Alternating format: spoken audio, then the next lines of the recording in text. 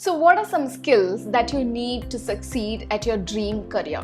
When people think about doing well at their career, they immediately think about upgrading their technical skills and educational qualifications. But there are some skills which go beyond your ability to carry out technical tasks, which are crucial to your success. In fact, not having these skills can keep you stuck.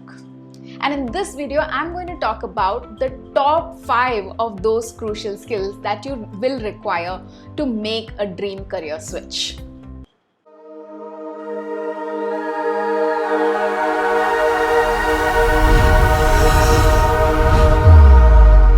Hi, I'm Divya Tampi. I am a mid-career and an emotional wellness coach. I am on a mission to help mid-career professionals activate their core by discovering their dream career and making a successful switch. And if you like this video, make sure that you click on the like button. And yes, subscribe and click on that bell icon so that you get notified every time I come with a new video. And don't forget to share this video with others who you think could benefit from it. So let's talk about these 5 skills. The first skill is adaptability. As a career changer, you need a beginner's mind. Now, by the time you are in your 30s and 40s, you may already have had some accomplishments, you may have gained certain amount of expertise and credibility in the roles that you have played in the past. As a result of which, you may really be thinking of yourself as an expert. But when you change a career and get into a new one, chances are very high that you are a novice. So no matter what your age is and no matter what designations you held in your previous roles, here you are a newbie. And if you don't let go of this need to feel important and to be respected by everybody around you, it could become a huge roadblock in your learning, in your growth, and in your relationships at work. I remember being a newbie, a new career switcher, and struggling because I couldn't adapt to the reality of being a novice consultant. So I would expect my potential clients, now this included people who had not even seen me or even heard of me anytime, I expected them to treat me with the importance that I thought was due to me.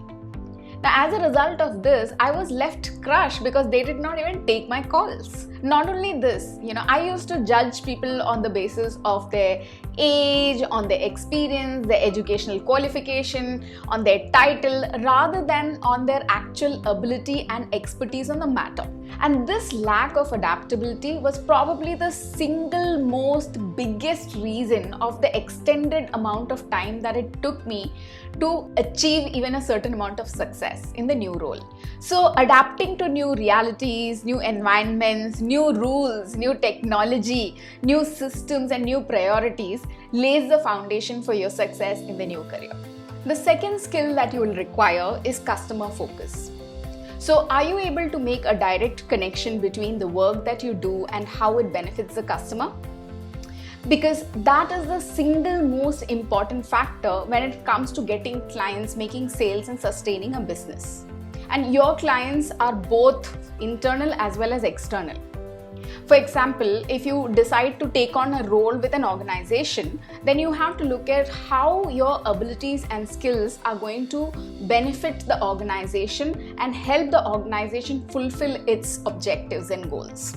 On the other hand, if you take the route of starting something of your own, being a solopreneur or an entrepreneur, then you need to be clear about the pain points of your customer so that you can resolve them most effectively. Now, customer obsession happens to be one of the core values of some of the top companies that you know of. Take Amazon or Netflix or Google or Disney. Okay. Or even think of all the businesses or professionals that you are loyal to, that you go to for service. What is it that makes you keep going back to these people or to these businesses? Chances are very high that they are customer obsessed.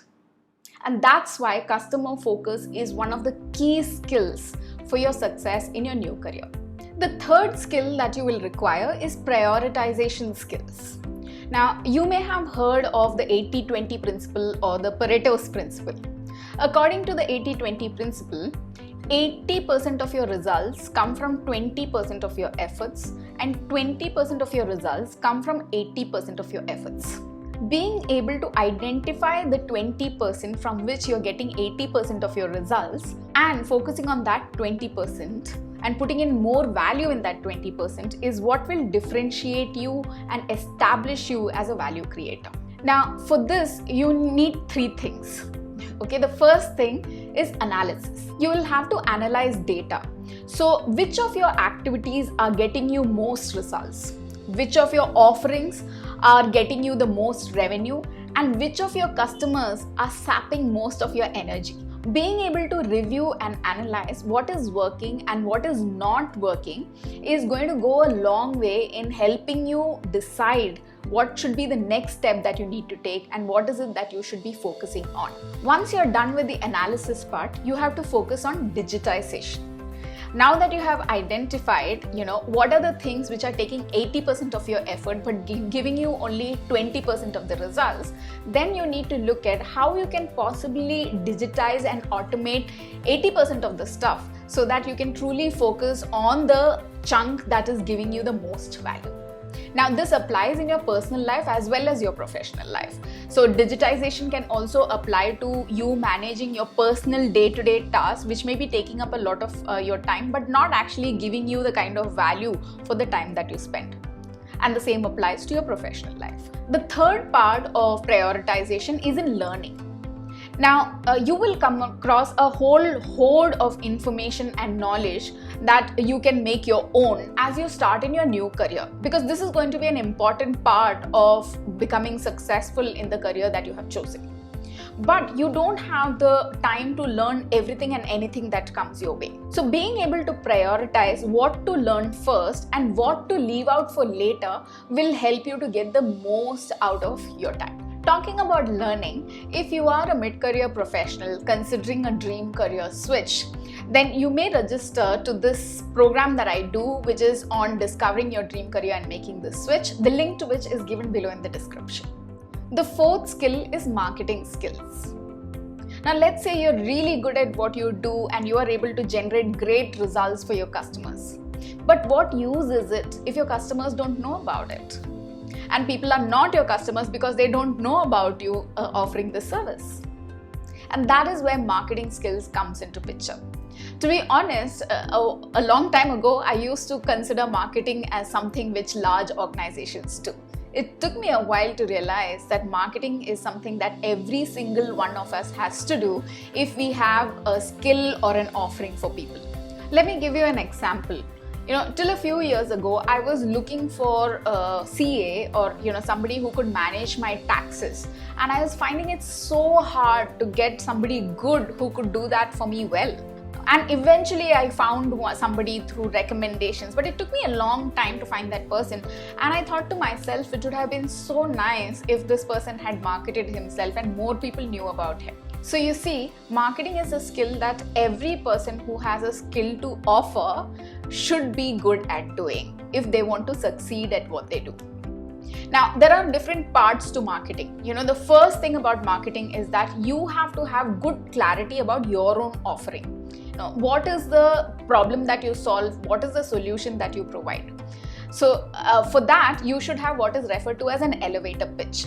You should be able to explain with a lot of clarity the exact solution you provide and whom you provide it to in about 30 seconds. It's called an elevator pitch because you should be able to explain what you do in the time that you get with a person in an elevator, which could generally be in 30 seconds or less. The other part of it is how you position yourself. So marketing is done organically as well as inorganically. So organically would mean that you use all the resources that are available to you without having to spend money like social media to position yourself with the help of your website or other social platforms to explain and express the kind of offerings that you have. And this positioning also happens through the continuous communication that you do. And communication is in the form of promoting your expertise through the content that you create and building credibility by sharing the testimonials of your other customers, etc.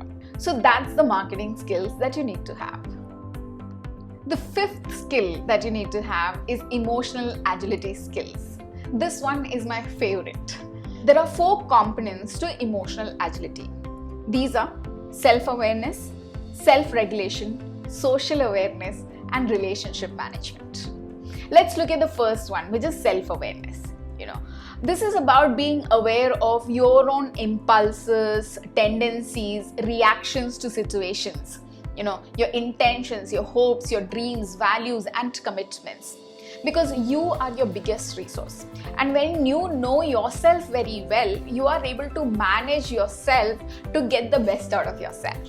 For example, being aware of what kind of situations have a tendency to derail you allows you to plan your day in such a way that you can either avoid those situations or manage those situations differently. Okay? And this is what actually leads us to the second part of the emotional agility skills, which is self-regulation. Once you're aware of what your impulses are, reactions are, tendencies are, then the ability to actually manage these impulses and keep your focus on the goals even in challenging situations is what is referred to as self-regulation. Self-regulation is mainly about managing the emotions you experience and not letting your emotions completely drive your activities and decisions. The ability to let go of disappointments and taking the risk of some of your experiments failing is something that the ability to regulate your feelings allows you to do. So self-regulation allows you to do that. And when you learn to manage your own emotional reactions and impulses, it exponentially improves your ability to achieve your goals. The third part of emotional agility is social awareness. Social awareness is the ability to see things from others' perspectives, others' points of view. Being able to feel and understand what the other person may be feeling. This is at the heart of customer focus, right? When you enter a room, being able to gauge the mood of the room, these are all parts of social awareness. And the fourth part of emotional agility is relationship management. And relationship management is a combination of all the other three things that we spoke about, which is self-awareness, self-regulation, and social awareness. So when you are aware of your own tendencies, impulses, strengths, values, etc., then you actually leverage your strengths and you curb your impulses so that you can nurture your relationship with other people. Especially when you're able to understand the needs and objectives of other people, you are able to address them, or you are at least able to support them. And this comes as a result of relationship management. And relationship management is at the heart of any business and any work that you do. And as a result, it is at the heart of career success. So we spoke about 5 crucial skills that you will require to succeed in the new career. And these 5 skills are adaptability, customer focus, prioritization skills, marketing skills, and emotional agility. Now, you may have some of these skills and you may not have some of these skills. It doesn't matter at this point of time. What matters is that you're aware of it right now and you can start taking the steps that you need to be able to develop these skills. The openness to learning these is what really matters.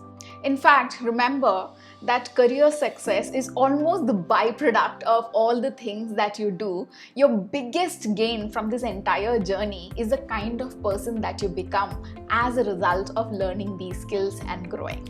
Thank you so much for watching this video. Once again, consider subscribing so that you get notified every time I come with a new video. This is Divya Tampi signing off. I'll see you next time in the next video.